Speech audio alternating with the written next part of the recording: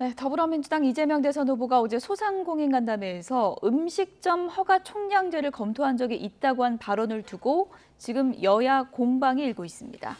여야 대선 주자들은 오늘도 각각 경제 행보와 기자회견 등을 통해서 지지를 호소하고 있는데요.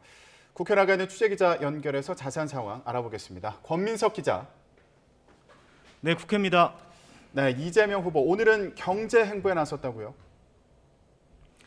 네, 어제 관악구 시장을 방문해서 소상공인들을 만나면서 민생 행보를 펼친 이재명 후보는 오늘은 경기도 일산 로봇산업 전시회 현장을 찾았습니다. 미래의 성장산업 발전 현황을 직접 확인하면서 경제 지도자로서 이미지를 부각하려는 의도로 풀이됩니다. 오후엔 민주당 원팀 구성을 위한 당내 결속 다지기에도 주력합니다.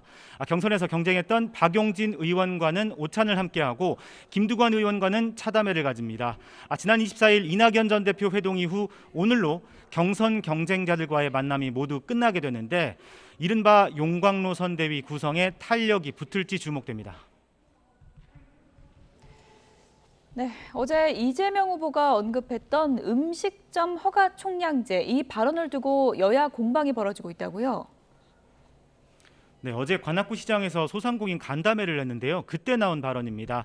식당 개업과 폐업을 반복하는 악순환이 계속되니까 음식점 허가를 총량으로 관리하는 방안까지 고민해 봤었다. 이렇게 말한 게 발단이 됐습니다. 하도 식당 문 열었다 망하고 문 열었다 망하고 이 사람 망하고 나가면 저 사람 망하고 와서 망하고 저 사람 망하고 이게 무슨 개미지국도 아니고.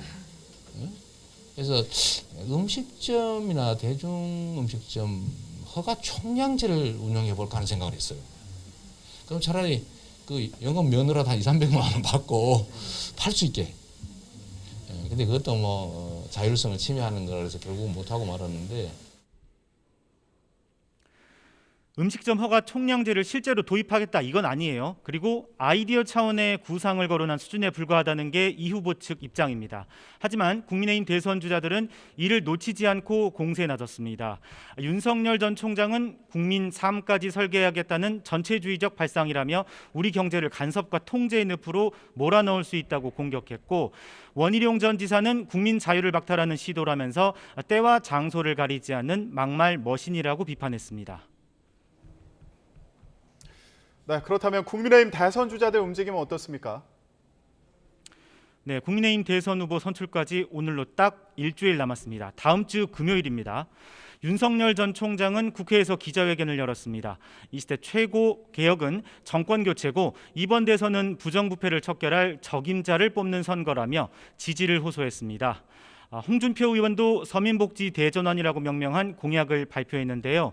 노인복지청을 신설하고 간병 비용을 건강보험에서 보장하는 내용 등을 공약했습니다.